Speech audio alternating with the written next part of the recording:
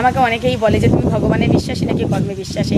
আমি সবসময় বলি আমি কর্মে বিশ্বাসী, কারণ আমার কর্ম যদি ভালো হয় তাহলে ভগবান নিশ্চয়ই আমার পাশে দাঁড়াবে, এটা আমি সবসময় বিশ্বাস করি।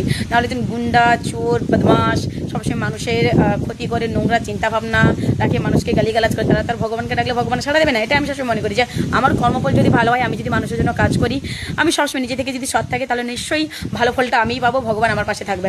তো যেটা বললে নয়, আজকে দেখলাম যে ভারতীয় জনতা পার্টির হয়ে আমাদের নন্দীগ্রামে বাবা মহাদেবের কাছে প্রার্থনা করছে কিছু ভারতীয় জনতা পার্টির সাপোর্টাররা।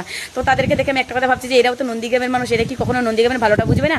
আজকে গত শুভেন্দু অধিকারী 10 থেকে 15 বছর নন্দীগ্রামের ক্ষমতায় রয়েছে, কিন্তু নন্দীগ্রামের জন্য কী করেছে সে এখনো বলতে পারলো না।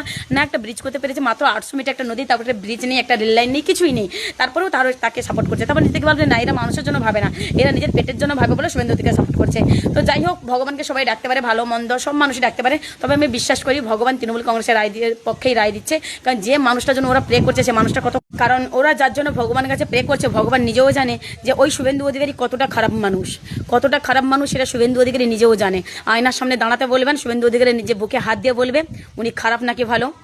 উনি রাজনীতিতে এসে না অনেক খারাপ কাজ করেছে, সেটা উনি ভালোভাবে জানেন। আমরা মানুষ তো, আমরা অত্যন্ত মানুষের সামনে না প্রকাশ করি। আমাদের দেখবেন মন আর বিবেক দেখবে দুটোই আলাদা। দেখবে যেটা আমাদের মন চায় সেটা কিন্তু আমাদের বিবেক চায় না, তাই না?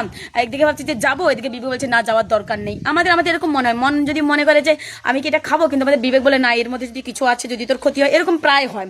তো তাই আমি মনে করি প্রত্যেকটা মানুষকে দিনের শেষে একবার হলেও ভাবায়, আর শুভেন্দু অধিকারীকে একবার হলেও ভাবিয়েছে। কারণ নন্দীগ্রামের সত্যি মানুষের অনেক ক্ষতি হয়েছে। আমি বিশ্বাস করি বাবা মহাদেবের কাছে ওরা যে গিয়েছে, নন্দীগ্রামের মানুষের ভালোর জন্যই বাবা মহাদেব পাশে দাঁড়াবে, আর নন্দীগ্রামে মানুষের উন্নয়নের জন্য তৃণমূল কংগ্রেস আবার ফিরে আসছে।